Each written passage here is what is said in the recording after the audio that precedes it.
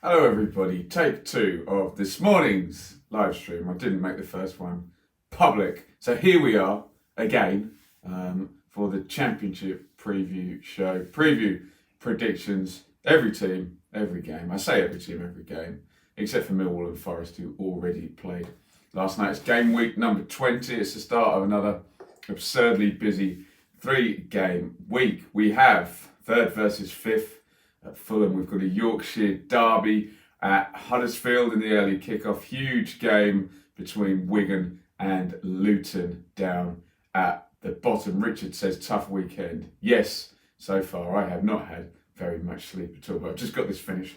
Got someone coming at 10 for a piano lesson. So let's do this in the next 15-20 minutes. Match number one is West Brom versus Swansea. West Brom top. Swansea now out of the top six. They're down to 8th.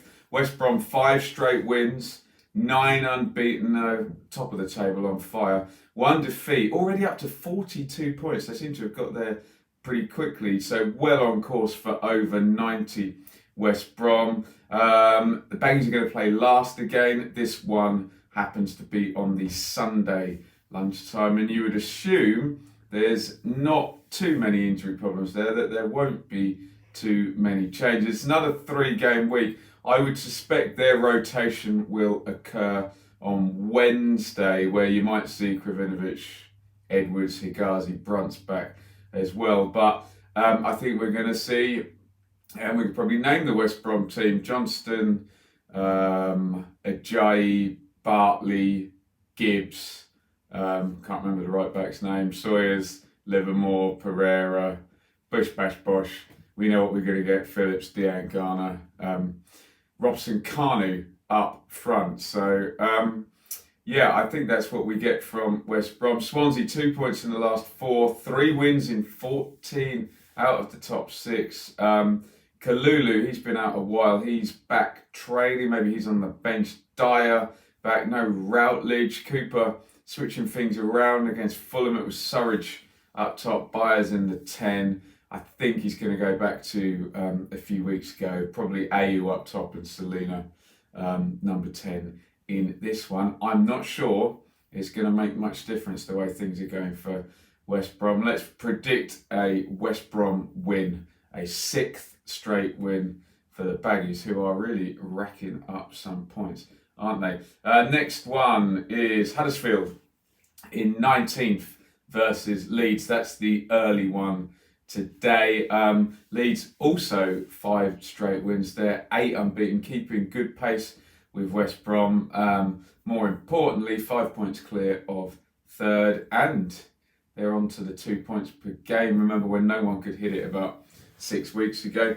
Big one for Leeds is that Calvin Phillips is suspended, and we expect Ben White in that deep line playmaker slot. Ben White, brilliant player, obviously, but no one can really touch Calvin Phillips in terms of actual passing ability. So we'll see how that makes it a little bit different for Leeds. Berardi likely in at centre half. Always gets involved in games, doesn't he, Berardi? He'll do something interesting.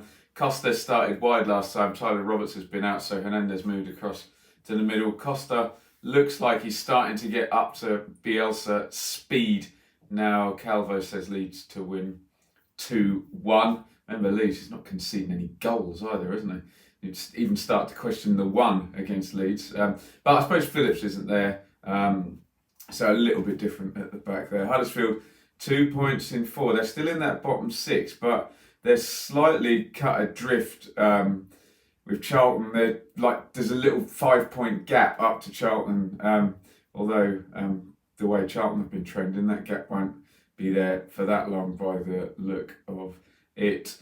Big defeat at Bristol City last time, lost 5-2, didn't they? Bristol City went for them. I guess Leeds will do the same, maybe not quite with the pace that what Bristol City can be like, flooding forward as a team. Leeds will obviously play out in a bit more of a structured way, let's just say. No Simpson, no Brown, Fraser Campbell doubtful. Carlin Grant seems to be carrying all the loads, got half of their goals, and I mean literally half of their goals, 11 of 22. It's difficult with this top two at the moment. You can't see them not winning, can you? And I mean, if it was at Elland Road, you'd be calling it as a banker. So it Leeds strong favourites, I guess, if Huddersfield can get at them, get the crowd up. But in terms of which team's the better, we all know the answer, don't we? So let's go for a Leeds away win, and well, that then makes the next game very important because it's Fulham, Bristol City, and if this continues, I wonder if this channel starts to get very boring because Leeds and West Brom shoot off into the distance. What we're going to have to talk about, but yeah, let's go for a Leeds win, and we've got Fulham and Bristol City third against fifth. John says 2 from 3 with Fulham behind. Can't see anyone else getting near them.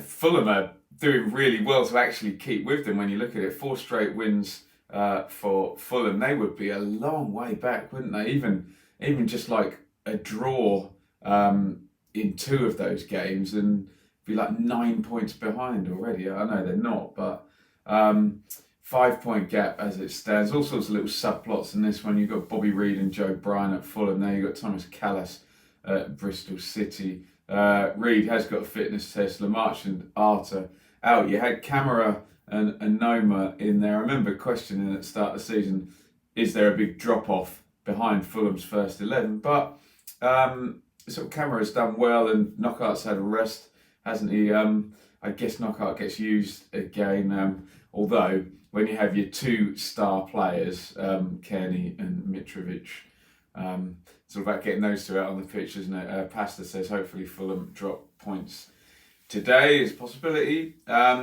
Bristol City, great performance to beat Huddersfield 5-2. Looked like a very attacking 4-4-2. So there's a danger if you do that and get that wrong away at Fulham that you get picked off there. Brownhill doing a turn down the right hand side. Richard's talking Forest there. We'll get onto that in just a second. John says Fulham look like you can score against them. Yep, they're very, very open in that first phase of their play.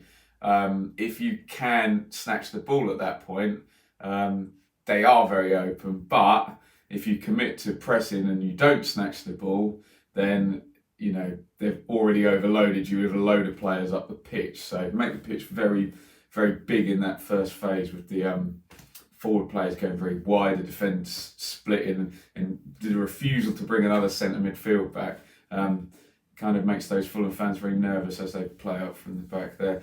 Baker's doubtful, which puts some pressure on Callas making his return at centre half. And like I say, will Lee Johnson risk an attacking 4-4-2? We will see. It was Nagy and Masengo in central midfield. Is that too open away for Bristol City at Fulham?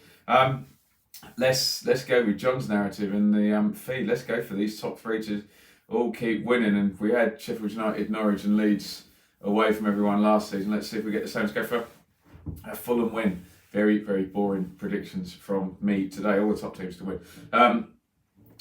Millwall and Forest. Obviously, I would have predicted 2-2, but that was 2-2 last night. Richard, who was in the feed, is a Forest fan, says 2 points dropped there. They'd got gone behind, got ahead. I know Sean Williams has started scoring every week now. Lewis Graven off the bench scored twice, and then Aidan O'Brien scored at the end, didn't he? So we will talk about that more in the review show, which God knows when I'm going to do all this. So 2-2 there. Harry says Millwall played well last night. They have been doing well under Gary Rowett, haven't they? Right, game number 5 here is QPR versus Preston. 2 teams definitely in need of a win. Preston dropping off their lofty perch of second place. Horrible 3-game week, managing to lose all 3. Some going there. Alan Brown played at right back. Again, I think Ginley's back, isn't he?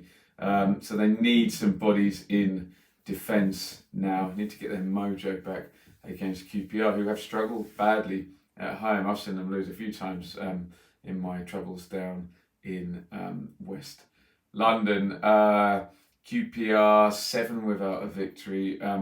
more worrying. Looks like the constant switching and changing of systems and players from Mark Warburton. They got a draw at Derby last time out. Pugh started that one, didn't see that one coming.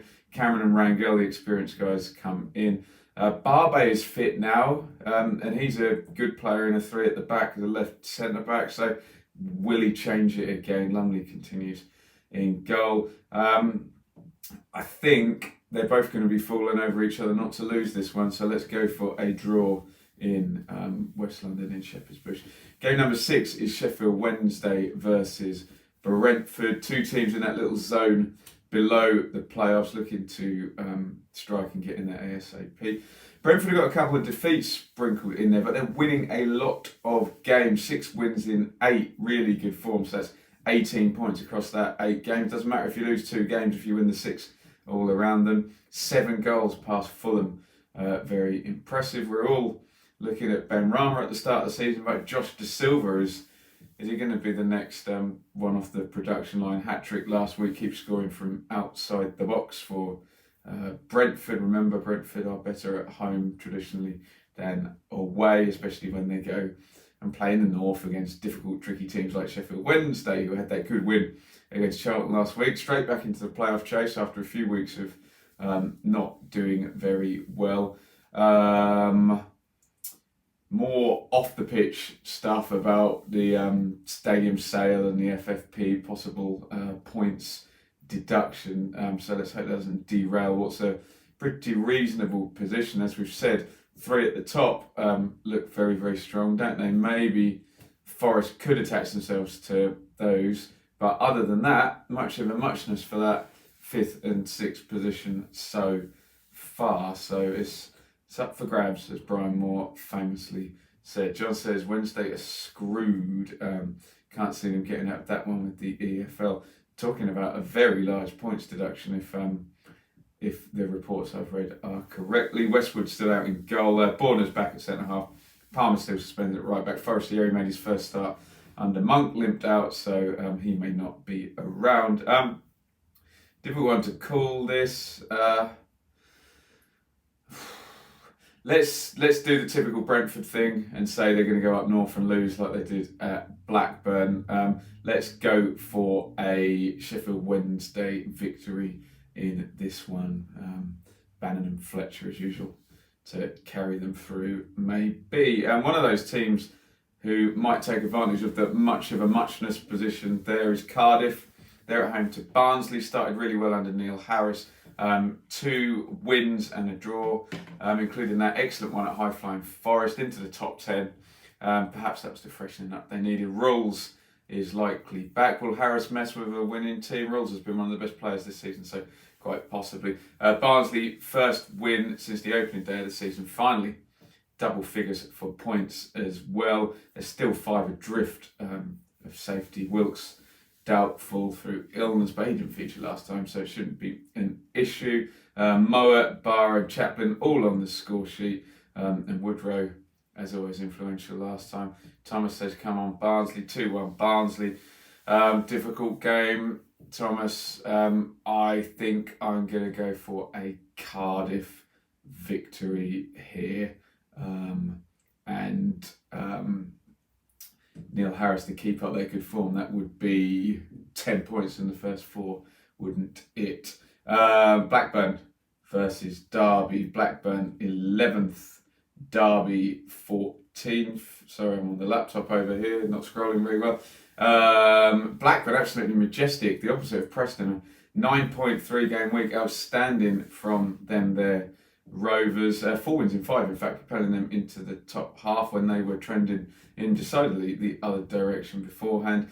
Downing has now played central midfield up on the left-hand side, and he's left back at the moment, helping out in Williams' absence there. Dak in great form. Gallagher off the bench scoring. Is he primed for a start? Maybe not today, but at some point this week back into the team in the 3-game week. Derby finally managed to break the win at home, lose away thing they've been doing by drawing at home. They would obviously wanted to break that by winning away, but it hasn't worked out that way. Drew QPR. Bielik has a hip issue. He is doubtful. Otherwise, we pretty much know he's been going with Holmes, Waghorn and Lawrence off Martin. But worryingly for Derby fans, we know what to expect away from home.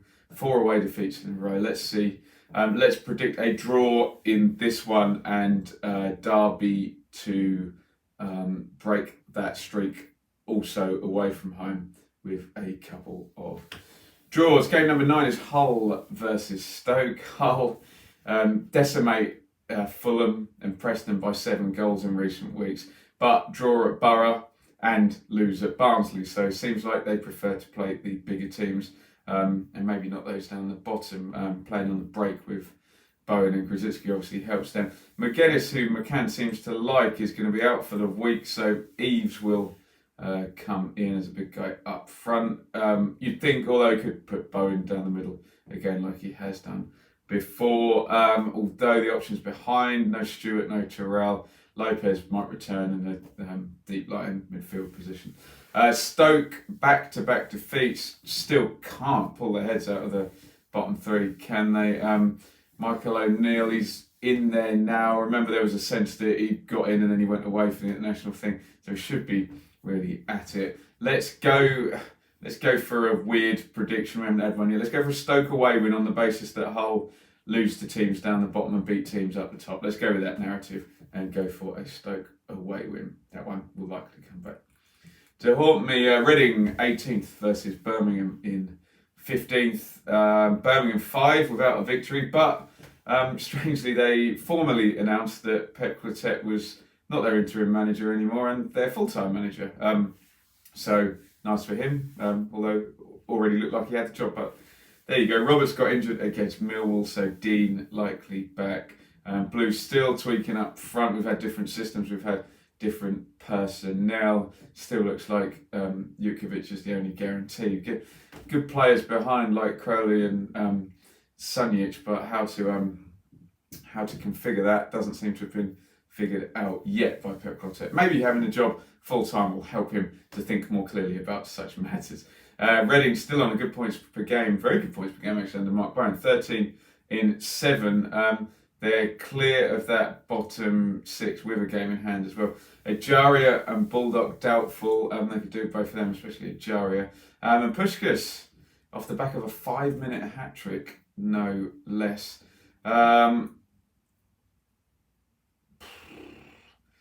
go for a Mark Bowen special on this one. Let's go for like a 1-0 win to Reading in this one, given Birmingham's form is not the best at the moment. Game number 11 is Borough versus Charlton. 2 really big games down the bottom here. Charlton 7 without a victory, sliding fast down the table, injury problems, etc. I assume kind of Gallagher's back. He was out suspended for 1 game. Not so sure about Cullen. His injury looked a lot worse. So midfield will still be weak. Seems like Lyle Taylor's been slated to come back for about 5 games in a row now, still hasn't. Anike possibly as well. They just need bodies back, don't they? Without resting them back. Johnny Williams still not around. Our animation says Cullen back in 3 to 4 weeks. Yeah, that's a big miss in that midfield, isn't it? Borough finally got the elusive win, beat Barnsley, didn't they? And then went under 4-0 at Leeds, so back down to earth there. They clear the bottom 3 by a point. 2 defeats in 6. All 3 of Borough's wins have come 1-0. I think, oh God, one was against Reading, one was against Barnsley. Can't remember who the other one's against. Someone tell me in the feed. It's a team down the bottom. No, I can't remember. Can they do it again? McNair and Johnson suspended. Randolph out. Wigan, that sounds right, doesn't it? Dyke still for a while. Sambalonga doubtful. Let's do another weird one. They're going to back Stoke and Borough to win in the same week. Charlton sliding. Borough seem to be able to do it at home against bottom 6 teams, which probably means they survive relegation if they can keep, taking points off direct rivals by beating them. Let's go for a Middlesbrough win by 1-0 because it's happened a few times already. And the last one, the big one, probably biggest game of the day actually in terms of context for the 2 teams. Wigan visit Luton. Wigan 7 without a victory, and you've got the team one side of the line against the team the other side of the line. And when you look at the end of the season, if they're still both one side of the line, you think maybe Stoke might have sucked them both down there.